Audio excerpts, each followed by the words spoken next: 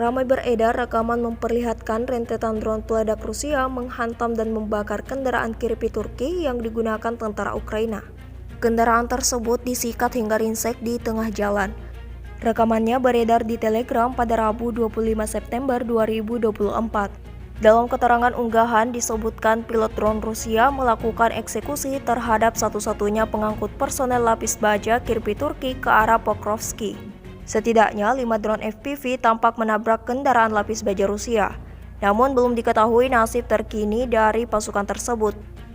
Diketahui pada bulan Agustus 2022, pasukan Ukraina telah menerima lusinan gelombang pertama Kirpi MRAP dari sekitar 100-150 kendaraan yang diangkut oleh Turki.